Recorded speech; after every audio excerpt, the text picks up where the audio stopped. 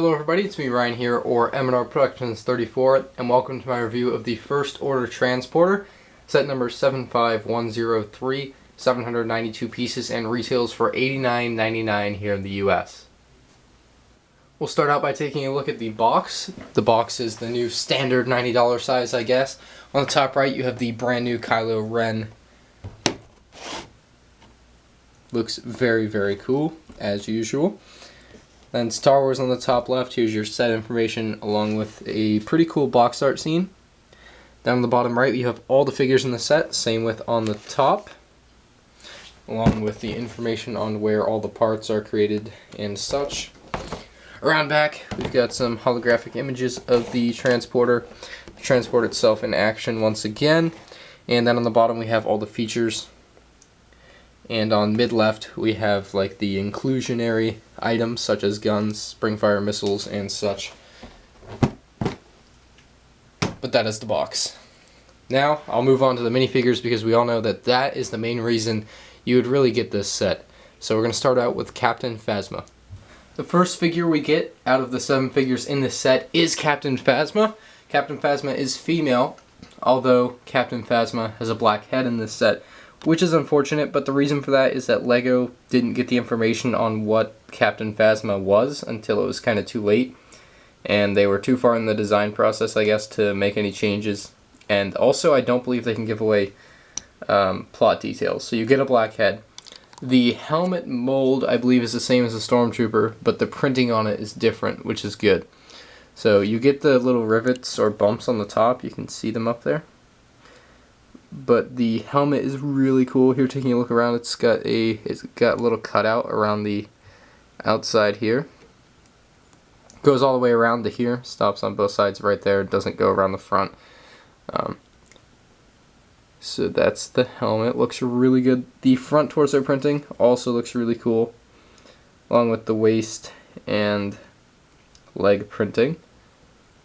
And her cape is awesome. She's got a black cape with one red stripe around the front.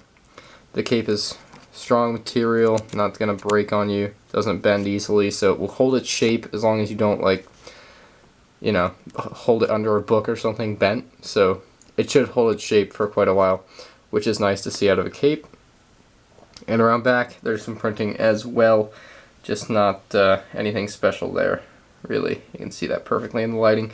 She also has a silver type, a gun that matches her color, so that's pretty cool as well. It's not just a plain black gun. They outdid themselves there and did it really cool. Although according to the movie trailers that we've seen, Captain Phasma is supposed to be chrome, so maybe one day we'll get a chrome Captain Phasma. Maybe as part of the next May the 4th specialty. That might be it. That would be really cool as a May the 4th figure. So we'll just have to wait and see, but let's go ahead and move on to the First Order Flametrooper.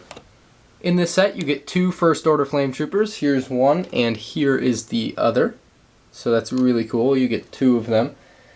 I'm assuming they'll eventually maybe come in battle packs. I'm not sure, though. Definitely the Stormtrooper will, though, but we'll get to that. So heading around back to start, we have a backpack, and there's this new clear like backpack holding piece. You'll see it here in a second if I can get this thing off. I can't get it off, but you can see there that it's a clear piece that holds the Flametrooper's backpack, which is awesome. That way it doesn't, it's kind of hidden there. It looks much better than, I guess, it's just a new piece to hold 2 things on the back. I don't know how to explain it. There's back printing, which we'll show you in a second after I take the backpack off. Around the front, though, which is more important, the torso, waist, and leg printing is amazing. Right on point. You can see it all there. Just very, very good. There's a better view of the legs. And the helmet mold is new to this figure, exclusive to this figure, I believe, and looks also really good. You can see the... Actually, the helmet mold might be the same. No, it's not. Definitely not. Sorry. I was just comparing. But, yeah, the helmet looks really good. Sharp look up here. And a new face to boot. A newish face. I don't know if it's new or not. But nonetheless, we'll go ahead and get off his backpack so you can see his back printing real quick. And that's what the figure looks like from behind. Nothing too special there. So That is the back printing, and again, here's this little new piece that I was talking about that holds on the backpack type thing that he has, or jetpack, or actually it would be his flame fuel. It would be his fuel. I didn't put 2 and 2 together. I feel dumb, but this is what would hold his flame throwing fuel, and this is obviously his flamethrower. That's why it has the white cap on the end. That's what it signifies. Just like the Flame Trooper, you also get 2 First Order Stormtroopers, which is really nice for army building. But the Stormtrooper itself, we'll go ahead and show off here in a 360 view, looks really good, as do all the figures in the Force Awakens. I feel like I'm repeating myself every time I show off the figures, but they all look really good. And that's basically how I feel about them. The helmet looks amazing, looks just like it does in the movie in my opinion, or at least in the trailers that we've seen. The face underneath the helmet is the generic helmet, or generic face now. So that's what that is. He gets a black blaster, and again I'll just do another quick 360-degree spin with my wobbly spinner, and then we'll move on to the female resistance soldier.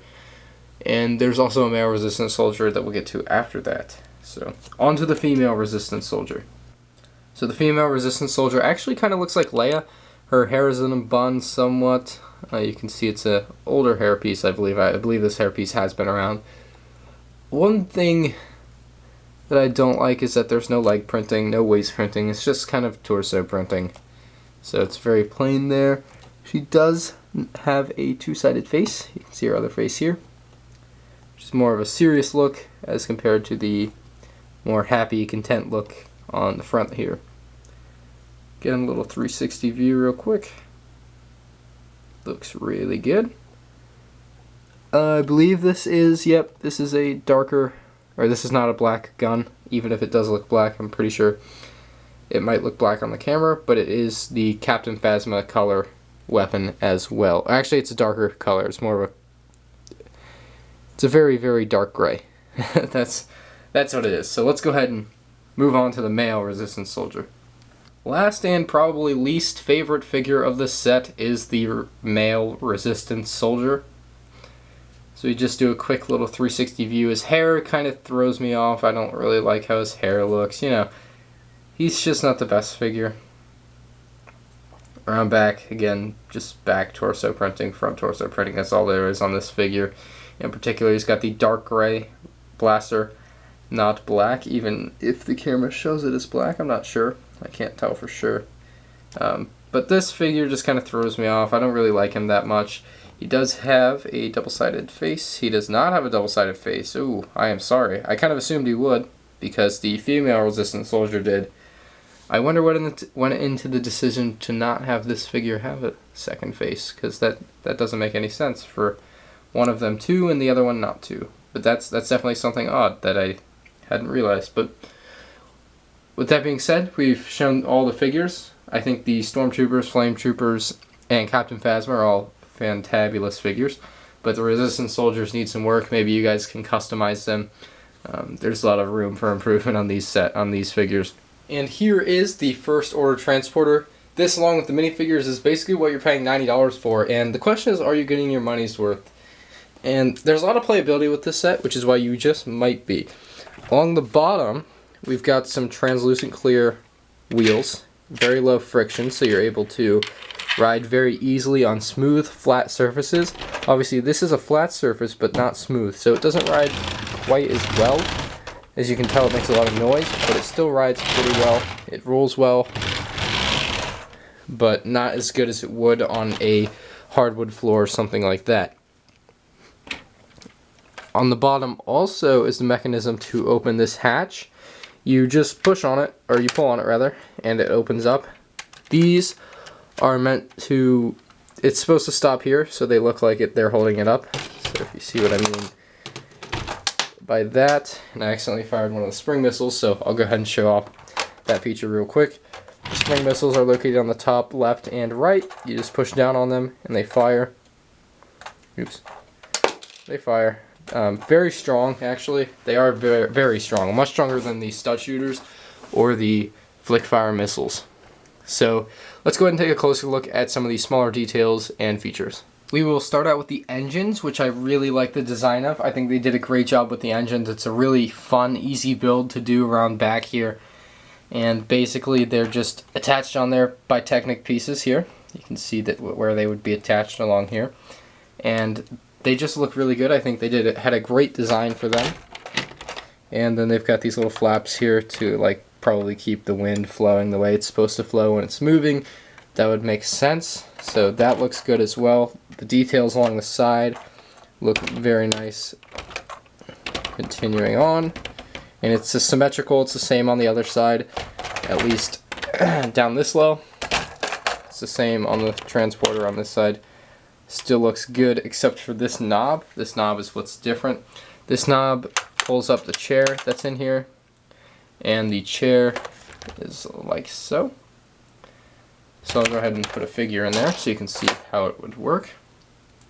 You'd take a Stormtrooper or a Captain Phasma if you wanted to, and you stick them on the chair. But you have to hold in place because otherwise you'll push it down as you're trying to put the figure on, which is problematic.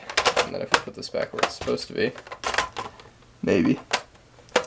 Alright, and it will just pop up real easy. And then he can like pretend to shoot the stud firing missiles, which are the stud shooters, which you just push down on and they shoot quite well actually. These go about 2 base plates before they hit the ground, which is nice. And again, on top there's not much other detail. So that's that. This is what it looks like on the bottom real quick. And it just comes on and off real easy. What else is there? There is, again, I'll show you the mechanism from the back. You just pull on it to make it release, and then push on it to make it go back up. So we'll just pull it down for now. Come around front. Actually, we'll just show this off. You can pull this up, and it shows a cockpit area. And you can put a figure in here too and insert them in there. Unfortunately, there's no window, and the way they made up for that missing window was to put a sticker right on there. Right there. That is a sticker so that they didn't have to put a window, I guess. I'm not sure why there's a sticker there, but it's there. It might represent a window. But yeah. So we'll go ahead and pull the top off real easy. Comes right off. And we'll push this down. You can also push it down to some degree. Maybe we need to push it. Okay, so we pushed it in. Now I'm going to put some figures in here so we can figure out how that works. There is the illusion of a door in the back. I'm going to go ahead and focus this in closer so you guys can see better. Okay, so in the back there you can see a sticker. Go ahead and move this up real quick just to show you this windshield. That's what it is. And then back down.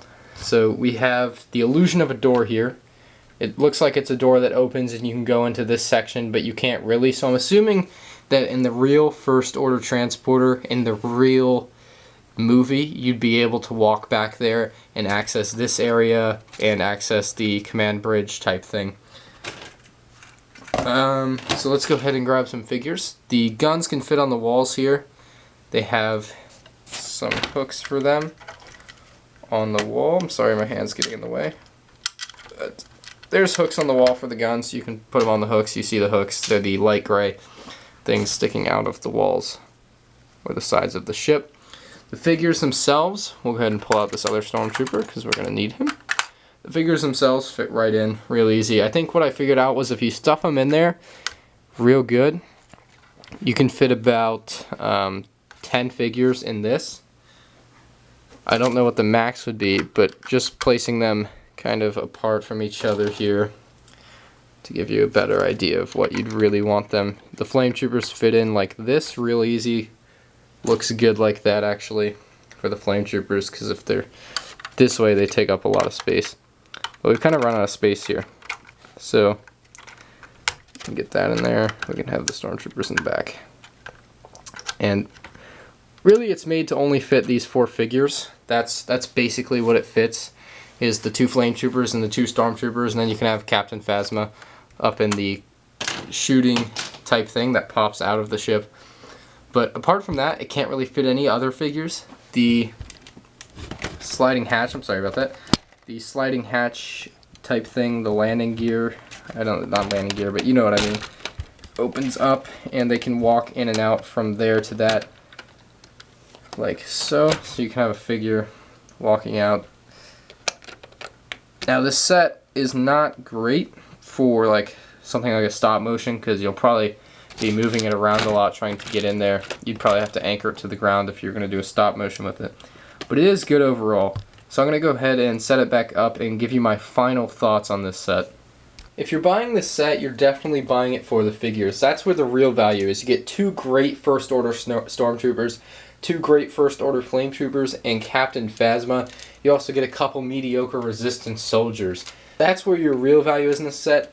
And the First Order Transporter itself isn't even that bad. It's got a lot of playability to it. Kids especially would love this set.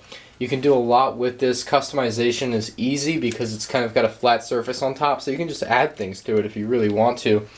The engines are cool. The side paneling is all done very well. Looks good, sleek design. But for those of you that wanted to know, the First Order Transporter is considerably smaller than the 2005 Turbo Tank, which costs exactly the same price. So that's a good thing to compare it to when you're looking for how LEGO has changed over the last 10 years. So with the 2005 Turbo Tank, you got all new figures just like this, and you got all new stuff. It was when Episode 3 was coming out. That's how that works. But these sets have definitely gotten smaller. This is definitely smaller than what the Turbo Tank was, but it does have a lot of playability, and that's where you're getting your value. And the figures, of course. The figures are amazing for the most part. So that concludes my review on the First Order Transporter. If you guys would like to, please subscribe. I got tons more Force Awakens content coming out. Also check out my playlist of all the LEGO Star Wars Force Awakens reviews I've done. There's a link down in the description. And I'll see you guys in the next video. Please like, comment, and subscribe. Peace.